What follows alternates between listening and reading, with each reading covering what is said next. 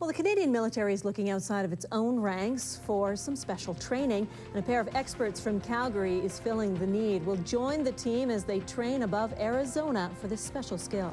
And Iraqis reflect on 3 years of war.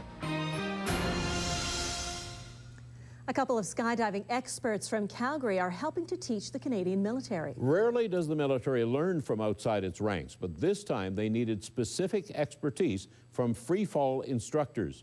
We talked to one of those instructors who's from the Canadian Sport Parachute Association.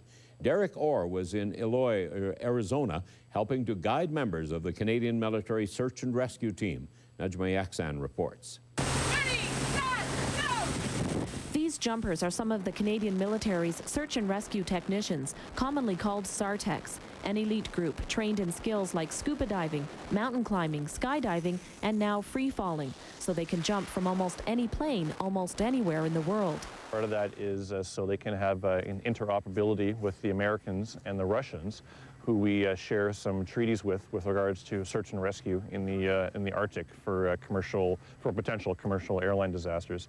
Instructor Derek Orr is with the Canadian Sport Parachute Association. The association is geared towards recreational and artistic jumpers like this one, but it teaches the best free fall skills, and Orr has been asked to share them.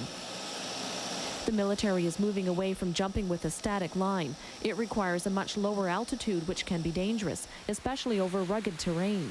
Free falling is a faster, more flexible technique. For an aircraft to get down to low altitude to do a static line insertion is probably more dangerous for the whole crew than it would be simply to gain some altitude, a few thousand feet, and insert the team in a free fall mode and have them open at that lower altitude.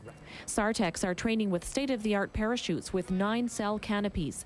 Jumpers are learning new ways to maneuver their high-performance chutes with varying turbulence and altitude.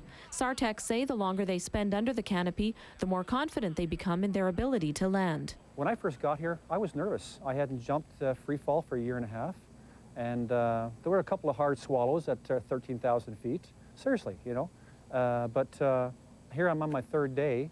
I don't even think about going up there anymore. Now I just think about what I have to be doing in that free fall environment to make me more confident in the air. Stability-wise, I'm a lot more stable in the air. I can move my body in ways and fly now, whereas before I was really just falling and sometimes not that well.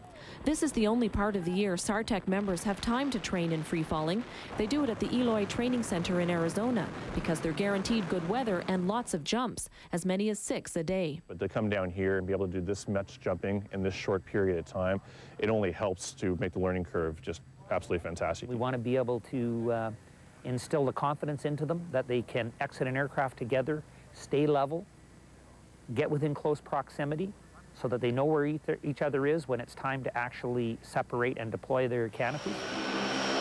Search and rescue technicians must also learn to assess landing safety before flying into every terrain imaginable: water, mountains, confined areas, and even trees. Najma Yaksan, CTV News, Calgary. SARTECH members also used a huge wind tunnel to practice some of their moves in Arizona. It's been 3 years since the U.S. and coalition forces entered Iraq.